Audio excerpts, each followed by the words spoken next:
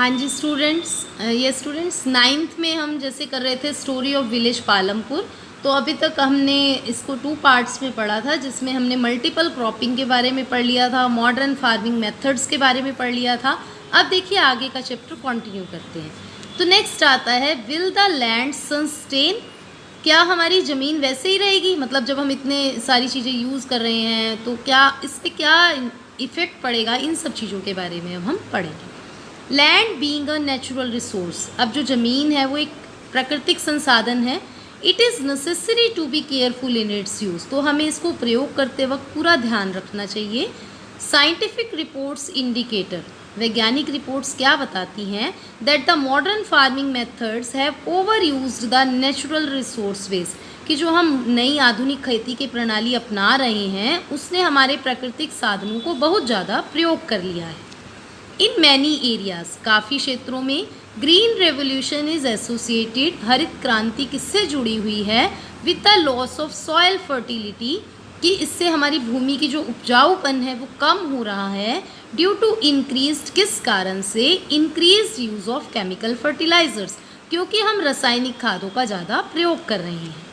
Also continuous use of ground water, और साथ में जो ज़मीन के नीचे पानी है उसका लगातार प्रयोग कर रहे हैं। फॉर ट्यूबवेल इरिगेशन, क्योंकि ट्यूबवेल से सिंचाई हो रही है, has led to depletion of water table, हमारा जो पानी का स्तर है वो बिल्कुल नीचे चला गया है। Environmental resources like soil fertility and ground water, अब जो हमारे ये साधन है पर्यावरण के, मिट्टी का उपजाऊपन और ज़मीन के नीचे का पानी, are built up over years, इसको बनने में सालों लग जाते हैं। वंस डिस्ट्रॉयड, एक बार ख़त्म हो गया, it is very difficult to restore them, तो बहुत मुश्किल है इन्हें फिर से संभालना, बनाना। We must take care of the environment, हमें पर्यावरण का ध्यान रखना होगा, to ensure future development of agriculture, अगर हम कृषि में भविष्य में विकास करना चाहते हैं तो हमें इसका ध्यान रखना होगा। अब आगे देखिए, इसमें नेक्स्ट आता है how is land distributed between the farmers of Palampur, Palampur के जो किसान हैं उनके बीच में ज़मीन कैसे बटी हुई है, ये कई बार पेपर में भी क्वेश्चन आ जाता है बच्चों। यू मस्ट हैव रियलाइज, आपने रियलाइज़ किया होगा, how important land is for farming, कि जो भूमि है वो खेती के लिए कितनी ज़रूरी है। अनफॉर्चुनेटली, लेकिन दुर्भाग्यपूर्ण, note all the people engaged in agriculture, जितने भी एग्रीकल्चर में ज़्यादातर लोग नहीं लगे हुए, they have sufficient land for cultivation, उनके पास तो खेती के लिए ज़मीन ही नहीं है। इन पालमपुर में about 1/3 of 450 families are landless, 450 परिवारों में से 1/3 परिवार के पास तो ज़मीन ही नहीं है, मतलब 150 फैमिलीज़ हो गई ना, 150 families, most of them Dalit, ज़्यादातर वो दलित लोग हैं, have no land for cultivation, उनके पास तो खेती के लिए ज़मीन भी नहीं है। ऑफ द रिमेनिंग फैमिलीज, बाकी जो फैमिलीज 300 बच गई, हु ओन लैंड, जिनके पास अपनी ज़मीन है, 240 family cultivate small plots of land less than 2 hectare in size, उनमें से 240 परिवार ऐसे हैं जो 2 हेक्टेयर से भी थोड़ी ज़मीन पर खेती करते हैं और छोटे छोटे उनके पास खेत हैं। कल्टीवेशन ऑफ सच प्लॉट्स, अब ऐसे प्लॉट पर खेती करना, does not bring adequate income to farmer family, इससे परिवार का जो फैमिली है किसानों की, उनको पूरी आय तो नहीं मिलती। एक एग्जाम्पल देकर भी बताया, इन 1960 Govind was a farmer with 2.25 hectare of largely unirrigated land, एक गोविंद किसान था, उसके पास बिना पानी वाली भूमि थी, जिसमें पानी भी नहीं उसके पास था, 2.25 hectare. With the help of his 3 sons, 3 बेटों की मदद से गोविंद कल्टिवेटेड द लैंड, उसने ज़मीन पे खेती की। दो they did not live very comfortably, हालांकि वो इतने आसानी से गुजारा नहीं कर रहे थे। Family manage to feed itself with a little bit of extra income from 1 buffalo, लेकिन उनके पास एक भैंस थी जिससे उनको एक्स्ट्रा इनकम हो जाती थी, दैट द फैमिली पोजेस, जो कि उस परिवार ने रख रखी थी। Some years after Govind death, अब गोविंद की जब मृत्यु हो जाती है कुछ सालों बाद, this land was divided among his 3 sons, अब तीनों बेटों में वो लैंड बट जाती है। Each one now has a plot of land that is only 0.75 hectare in size, अब हर एक के हिस्से में कितनी लैंड आई, 0.75 हेक्टेयर, क्योंकि 2.25 हेक्टेयर थी, आपने ऊपर पढ़ा 3 हिस्सों में बांटेंगे तो इतनी एक को मिलेगी। इवन विद इम्प्रूव्ड इरिगेशन, अब इतनी अच्छी चाहे सिंचाई भी हो जाए, मॉडर्न फार्मिंग मेथड्स भी हो जाएं, Govind sons are not able to make a living from their land. Govind के बच्चे जो हैं वो अब अपनी ज़मीन से गुजारा ही नहीं कर सकते क्योंकि ज़मीन ही थोड़ी सी रह गई। They have to look for additional work during part of the year. अब वो साल में और काम ढूंढना उन्होंने शुरू कर दिया। अब आगे देखिए, you can see the large number of small plot scattered around the village in picture. एक ऊपर पिक्चर दिखाई है तो इसमें दिखाया कि पालमपुर में देखो कैसे लोगों के बिखरे बिखरे खेत हैं। ये सारे टुकड़ों में लोगों के पास देखो कोई ज़मीन किसी के पास कितनी है, इतनी इतनी ज़मीनें हैं, देखो ऐसे ऐसे। यहाँ पे ये ज़्यादा ज़मीन है किसी के पास, या इधर देखें तो यहाँ पे कोई ज़्यादा ज़मीन है, लेकिन यहाँ देखो कितने छोटे छोटे प्लॉट्स हैं। तो ये क्या, यहाँ पे बड़े बड़े प्लॉट्स हैं। तो इसके बारे में इन्होंने इसमें बताया हमें।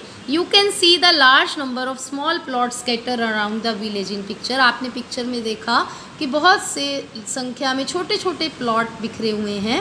These are cultivated by small farmers. इन पे छोटे छोटे किसान खेती कर रहे हैं।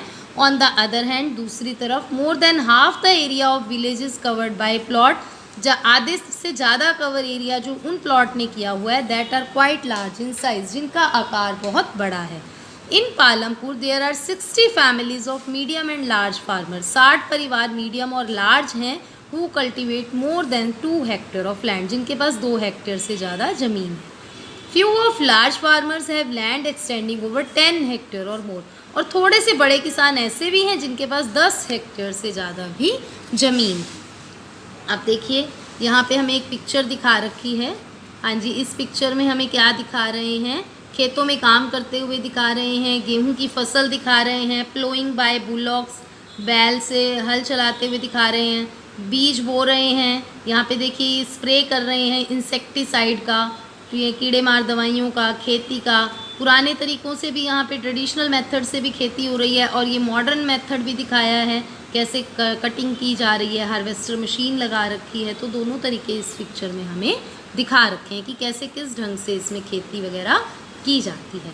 अब देखिए एक आता है graph, distribution of cultivated area and farmer. इस ग्राफ में हमें दिखाया है ये कल्टिवेटेड एरिया है या नंबर ऑफ फार्मर्स हैं। तो ये 85% फार्मर्स हैं, ये 15% फार्मर्स हैं जो मीडियम और लार्ज हैं, जिनके पास मोर देन 2 हेक्टेयर लैंड है।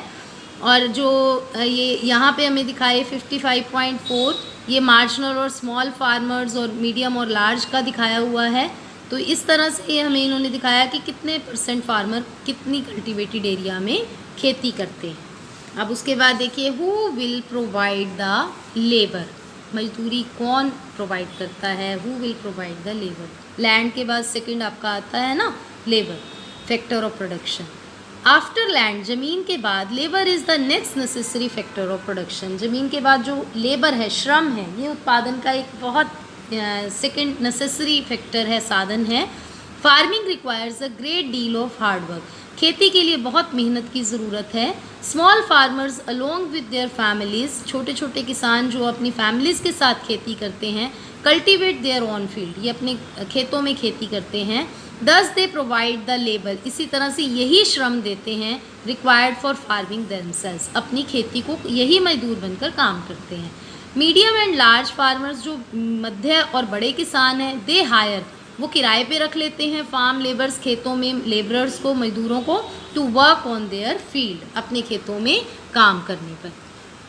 Farm labourers come either from landless families. अब जो खेतों में जो काम करने आते हैं वो कहाँ से आते हैं, या तो जिनके पास अपनी ज़मीनें नहीं हैं, जिन परिवारों के पास, और फैमिलीज कल्टीवेटिंग, या ऐसे परिवार जो खेती कर रहे हैं ज़मीन के एक छोटे टुकड़े पर।